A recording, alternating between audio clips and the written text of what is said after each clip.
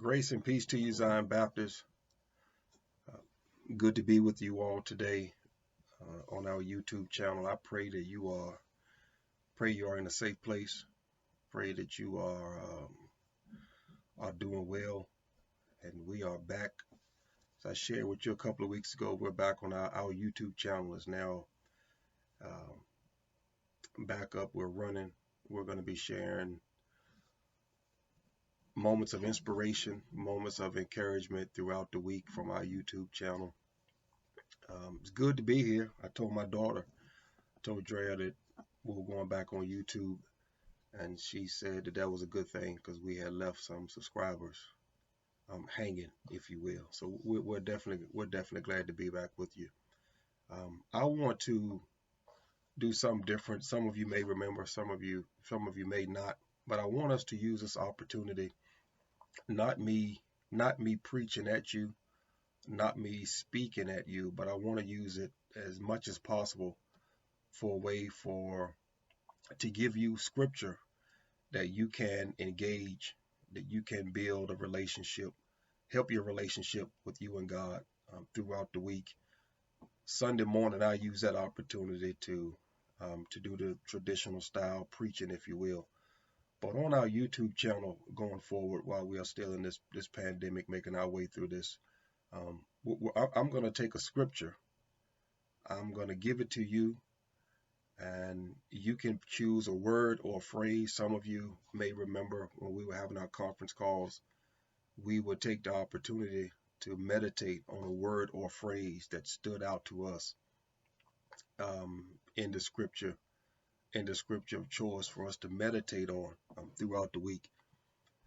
Spiritual growth is so important. We were discussing in class last week what is important to us, what is important as a pastor, what is important as a church. Is it so much that we want to have as many people inside of the church as possible? I think that's something, if we're honest, that all of us would like to see. But what do we do for those who are coming, the few that are coming? How do we build them spiritually? How do we not forget about them, focusing on those who don't come, while still trying to figure out ways of different ministries, evangelism, trying to get people to come to church. But what is our focus? To the people who have faithfully dedicated themselves to God through worshiping inside the four walls of the church.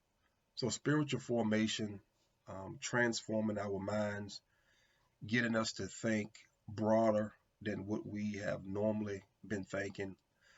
Not saying that this is not coming from a place of putting down anything we've done or what we've learned in the past, but we just want to grow. We want to expand our minds to think beyond the box, not to challenge um, anything, but just to think differently, to have an open mind that we're able to view things in ways that we've never viewed them before. So with that being said, one thing that my intentions were, I was very hopeful that we would be able to be inside the traditional way, especially for Bible study and Sunday school. And I wanted to give that opportunity for us to deal with this specific topic that we're going to start our year off with, and that is talking about lament.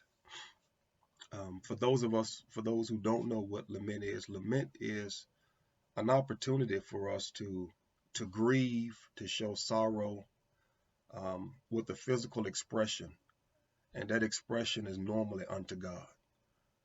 For example, during a tragic loss, a death, um, during uncertain times, specifically during this pandemic, how do we deal? How do we cope with dealing with the situations that life present to us? And as I oftentimes say, um, this pandemic, we have to deal with the pandemic, but other issues and situations in our lives didn't stop.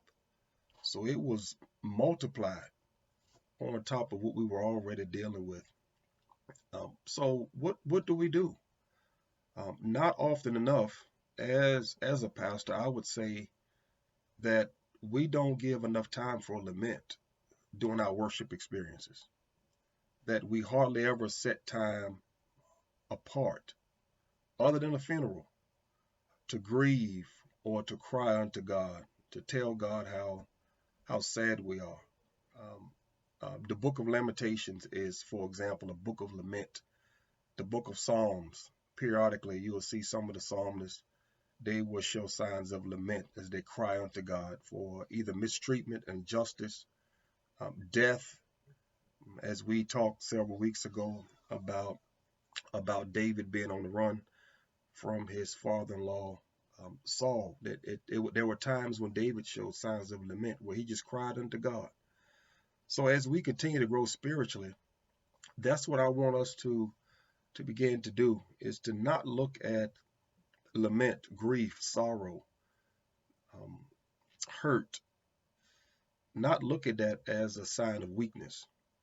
I believe that one of the things that has hindered us or stopped some of our growth is that Christians, black and white, Hispanic, whatever ethnic background, whatever culture you're from, that somehow we have been trained or programmed to believe that sorrow and grief is a sign of weakness.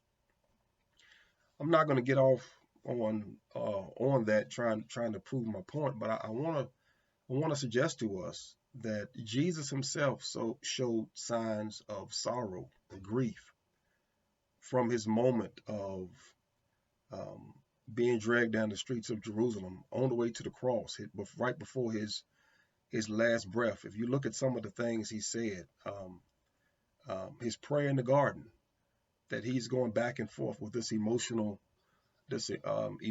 turmoil within himself, of his spiritual man, his physical man, and he deals with that by lamenting, by crying out to God. You get a chance, go back and look at that for yourself and dig deep into it. But today, church, I want us to look at Psalm 6 as our foundation.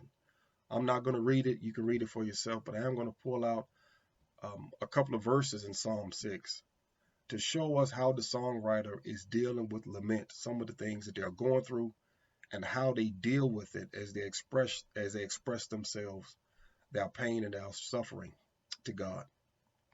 Take Psalm 6 throughout the week, pray about it, meditate over it, and look at some of the things. Excuse me. Look at how the songwriter, look at his way of expressing himself, his honesty unto God of how exactly he's feeling, and how he's not hiding or not denying the pain and the suffering that he's feeling. If we look at verse number 2, for example of Psalm 6, he says, "Have compassion on me, Lord, I am weak."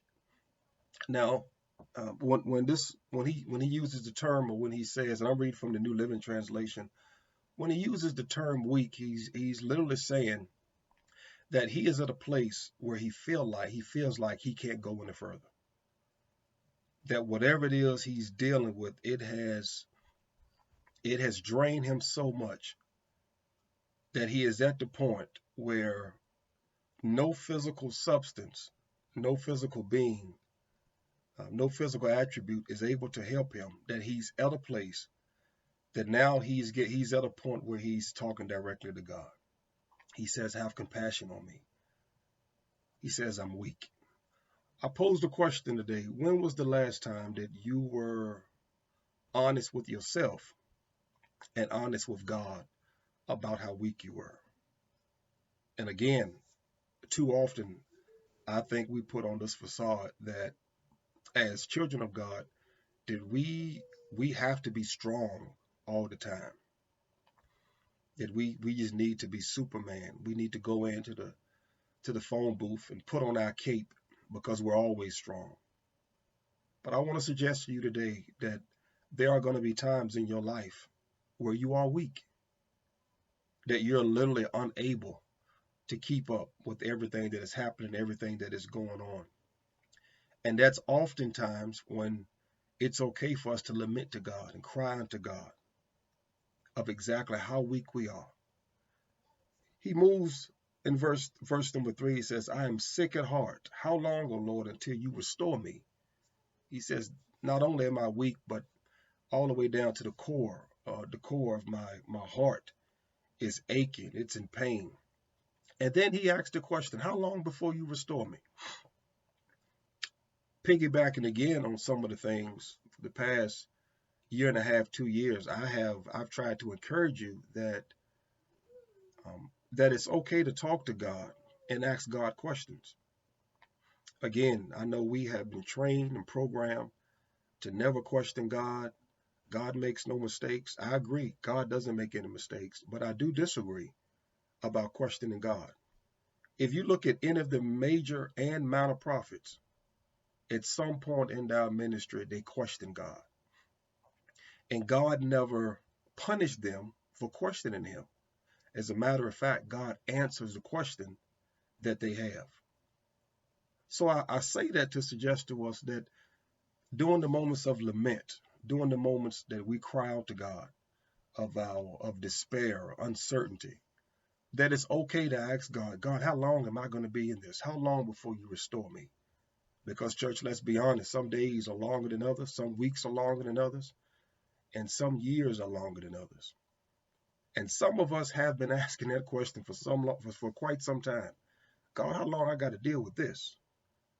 How long I got to continue to leave my house with a smile on my face, and on the inside I am filled with anguish and turmoil, disgust, frustration. All of the emotions are going on the inside of me, but because I have been taught and trained to always put on a good face and always look like that I have everything going on. God, how long before you restore me? And during moments of lament is the proper time to ask God. While you're crying and grieving, you can ask God, God, how long before you restore me? Last verse I want to look at as you pick verses that you can pull from throughout the week is verse number 6. Listen to what he says. He says, I am worn out from sobbing. That the writer is tired. I want to ask a question. Some of y'all are going to laugh when I say this, but I know I ain't the only one. How you ever cried so much that your face hurt? That your face hurt, your eyes hurt, your jaws hurt because you had the same posture of however it is you cried that you just worn out from crying, and you done cried until you just feel like you can't cry no more. I wish I was at the Z right now. I think that would have been a moment for us that you have cried so much that you have literally, you feel like you have worn yourself out. That's what God is asking of us, church, as we lament unto him. That we give everything to God during the moments of lament. That it's all right to be hurtful. It's all right to be in pain. We don't have to be strong all the time. When we are hurting, it's time for us to lament. Let go of some of the things that we have to deal with on a regular basis and give it to God. God bless you. I pray that these words of encouragement and inspiration will be a blessing to you throughout the week on our spiritual journey of transformation and spiritual growth. I love you. The Z is the place to be. Be safe, stay warm, go Cowboys.